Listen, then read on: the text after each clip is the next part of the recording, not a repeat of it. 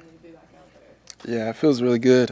Obviously, it's been kind of tough at times getting used to it again just because it's been all year off from playing football. So obviously, got to get back into football shape and things of that nature. But it just feels good to be able to go run around again and get back into the swing of things. When were you fully cleared? Um, I mean, throughout the summer, I was doing pretty much everything that everyone else was doing, and then I guess you could just say like the weekend before camp started, I got the official okay from Doc that I was gonna be cleared and good to go. But I had been doing everything pretty much throughout the summer. You had a long road just to get to the beginning of last season, and then to have an injury, halfway through the first game. How did you deal with that, just from mentally? Yeah, it was tough for sure. It was kind of like I was in shock at first when it happened, and I just couldn't believe it. You go through a whole off season of putting in work, and then for it to get taken from you that fast, that early, it was tough. But I just kind of had to take it on the chin and just control what I could control. And I came back in January with the mindset of just I'm gonna put my head down, go to work, attack rehab every day, and just do what I have to do. And kind of it led me to a good place that I'm in now. We were talking to Sean Singleton the other day, and he said that a number of the players who were going through rehab last year all bonded through that and came through the experience better because they had teammates with them. What was your view on maybe you were the first one to go down during the season, but what was your view on not going through it alone? Yeah, it's obviously unfortunate to have injuries in general. I hated to even see the guys after me go down, but um, obviously that did bring us a lot closer. And when I went down, everybody was real supportive with me, and let me know that I wasn't in it, by myself and stuff like that. But when the other guys went down, like you said, it did create a strong bond between even just us injured guys because we're at times a little bit secluded from the normal routine of things because we got to handle our business with rehab and things of that nature. So yeah, we definitely got a lot closer and created a different type of bond. And you catch yourself hanging out with people that you normally maybe didn't hang out with that often. So it was good. When did you know that you wanted to go through everything you have to do to get back again, and what made you want to do that? I mean, I knew from the moment I got injured that I was not done. Like there wasn't even like a real thought in my mind. Like throughout the rehab process, there were times, yes, that I had hard moments mentally where I was kind of like, man, like, am I ever gonna get back? Or but as far as making the decision that like I'm gonna come back from this, that was not an option in my mind from the jump. As soon as I got injured, it was just kind of like, well, like start preparing for next year. Do what I have to do out of surgery, and just like I said, led me to where I am now. So just it was humbling for sure. Just had to put my head down and go to work. Isaiah, you've worked with a lot of different quarterbacks here: Casey Thompson, Shepard Purdy, Heinrich Carver, Jeff Sims. What jumps out about Dylan Raiola as you had a chance to work with him? Yeah, he's just really mature. For his age, he's a young guy, obviously, but he's way ahead of his time, in my opinion. He just football IQ is excellent. It's just he's real natural. It's not like he's really forcing things out there on the field, and he prepares, he puts the work in beforehand, and it's just he goes out there and it's you could tell that he has a sense of confidence. From the time he steps on the field, and he just wants to go ball. Have you been a part of a receiver room that you felt stacked up to this one as far as talent and like depth and competitiveness maybe? I would say that this is probably the most talented room that I've been a part of in depth, like you said. There's a lot of different weapons that can be used in this room. So, it brings a real competitive edge to practice every day because, nobody's job is guaranteed or safe. So, it's fun because we all push each other in the receiver room, and at the same time, we're all really close, like, brothers. So, but yeah, I would say this is the most talented room I've been a part of for sure.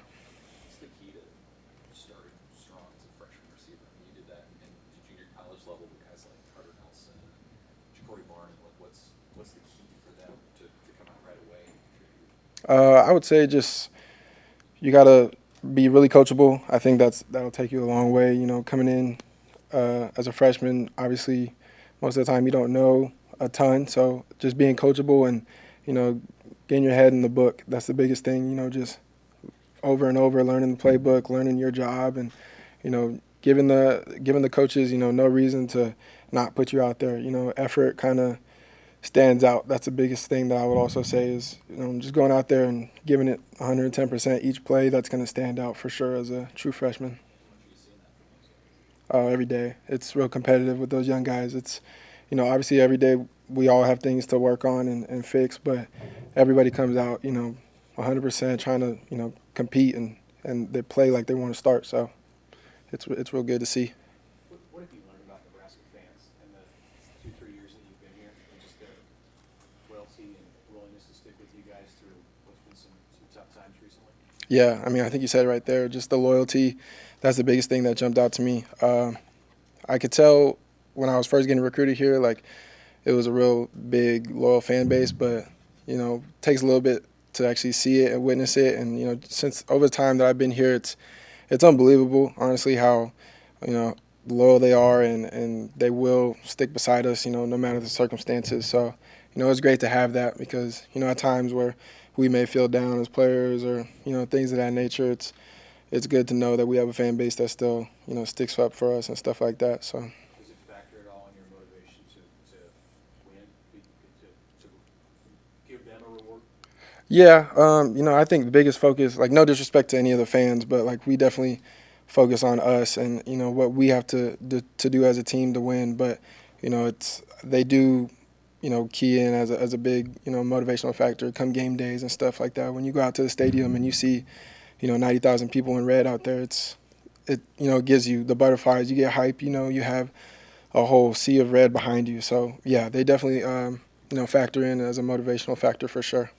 You guys are about a week and a half in that camp. Can you describe, I guess, the progress that's been made over these 9 practices you've had? Can you even identify what that improvement has been? Yeah, I mean, it's been progress every day. I feel like we definitely have made jumps just from like last year, from what I've seen, and like I feel like we're definitely like ahead of where we were last year. So it's just one of those things. Every day we're just trying to get one better, like we say, and it's just a competitive team, a competitive practice day in and day out. So, we don't like to look back too much and, see necessarily how far we've come, but like we just know every day when we come to practice that let's make that practice our best practice so far. Coach McGuire, I think, said you did 22 reps of 225. Is he right on that? It was 20, yeah. How much have you progressed just like in the weight room since you've been here and just where you're at with that? Yeah, I mean, I think when I first transferred here, I was maybe 180 to 185. And then just even last year at the start of the season, going into Minnesota, I was about 187, 188. And then after this offseason, I ended up gaining about 10, 11 pounds of muscle, sitting at 198, 500-pound back squat, 20 reps on 225, and, kind of hit a bunch of PRs that I had never touched before in my life. So, it was good to get strength and speed back. It was good mentally as well to know that, what I'm capable of and, overcoming the injury for sure. So, yeah. What are the key traits to being a good punt returner, and when did you, in your football career, kind of think I have a knack for that? I would do it here and there at like practice it here and there at previous schools, like when I was in junior college and New Mexico State a little bit.